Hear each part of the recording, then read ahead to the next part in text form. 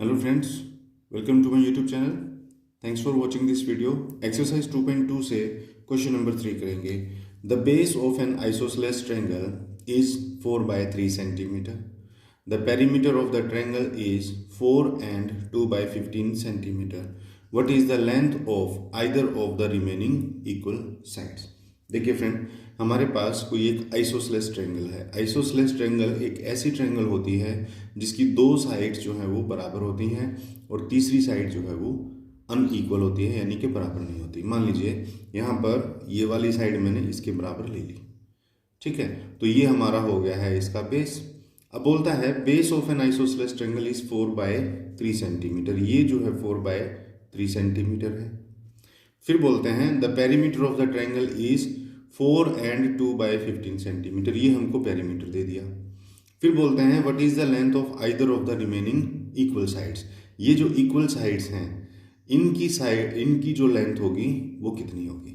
देखिए फ्रेंड, हमको ये मालूम है कि किसी भी ट्रायंगल का जो पेरीमीटर होता है वो होता है सम ऑफ ऑल साइड्स. अब इसकी लेंथ आपको दे दी, इसकी आपको नहीं दी, लेकिन आपको टोटल पेरीमीटर दे रखा है. अब ये जो हमारा फ्रैक्शन है, मिक्स्ड फ्रैक्शन, अगर इसको मैं सिंप्लीफाई करूं तो देखिए 15 इंटू 4 60, 60 प्लस 2 62, 62 बाय 15 टोटल हमारा पेरीमीटर है.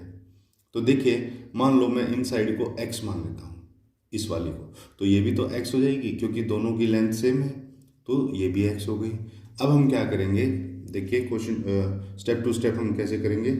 लेट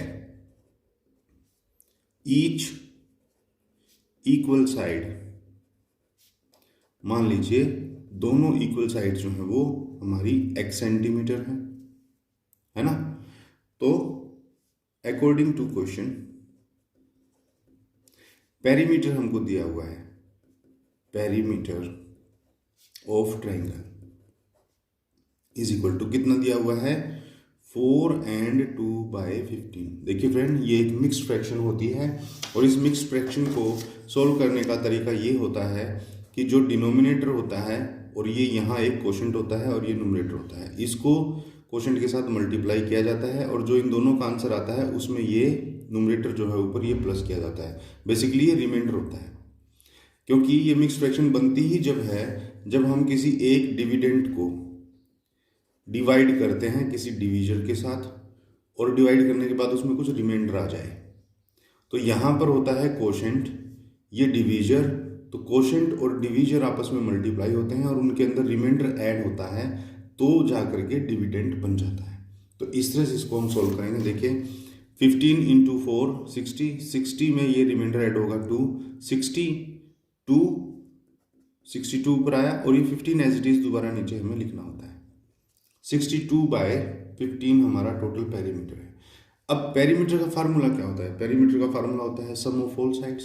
तो ऑल साइड्स क्या क्या है, देखो x सेंटीमीटर ये है, दूसरी x सेंटीमीटर ये है और तीसरी है 4 बाय 3 सेंटीमीटर. तो इनको हम ऐड कर देंगे. देखो x प्लस 4 बाय 3, ये तीनों साइड्स हो गई हमारी. अब ये तीनों साइड्स का जो जोड़ है वो हमें कितना दे रखा है 62 बाय 15 पेरीमीटर के बराबर, ठीक है. अब हम इनको सोल्व कर लेंगे. इनको सोल्व करने का तरीका देखिए क्या है. x प्लस एक्स, ये तो हो गया है 2x plus 4 by 3 is equal to 62 by 15. अब ये जो 2x है इसको भी आप ऐसे यहीं रहने दीजिए, इज इक्वल टू 62 बाय 15 यहाँ पहले से था और ये जो 4 बाय 3 इधर ऐड हो रहा है, उधर अगर मैं ले जाऊंगा इसको तो ये माइनस हो जाएगा, -4 बाय 3. अब देखो 62 बाय 15 और 4 बाय 3 ये आपकी दो फ्रैक्शंस हैं और ये आपस में माइनस हो रही हैं. तो फ्रैक्शंस को माइनस करने का तरीका क्या है, खासतौर पर जब डिनोमिनेटर सेम ना हो.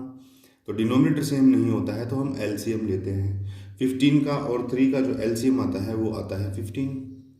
अब नेक्स्ट स्टेप ये है कि 15 को डिवाइड करेंगे इस पहले डिनोमिनेटर से, तो 15 डिवाइडेड बाय 15 1 को मल्टीप्लाई करेंगे ऊपर न्यूमरेटर से, तो 1 इंटू 62, ये तो आया 62 ही, बीच में माइनस है तो माइनस. 15 डिवाइडेड बाय ये वाला 3, अब 15 डिवाइडेड बाय 3 5 को मल्टीप्लाई करना है ऊपर न्यूमरेटर यानी 4 से, तो आया 20.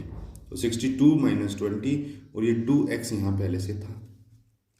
अब देखिए इसको आगे सॉल्व करेंगे। 2x इज इक्वल टू 62 में से 20 गया तो आया 42 divided by 15 as it is. Clear.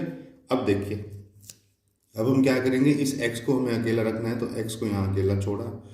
42/15 यहाँ पर पहले से ही था, और ये जो 2 यहाँ x के मल्टीप्लीकेशन में है वो इस तरफ आकर के डिवाइड हो जाएगा, तो डिवीजन में आएगा तो ये तो 15 के साथ लिखा जाएगा, तो इसके साथ तो ये मल्टीप्लाई हो जाता है। पहले से ही डिवीजन में कुछ हो और आप एक चीज़ और साथ में लिख रहे हैं तो वो आपस में मल्टीप्लाई हो जाती है ना। तो अब देखिए 2 1 जार 2 और 2 21 जार होता है 42। अब 22 और 15 भी आपस में 3 से डिविजिबल है। देखिए 3 7 जार होता है 21 और 3 5 जार होता है 15।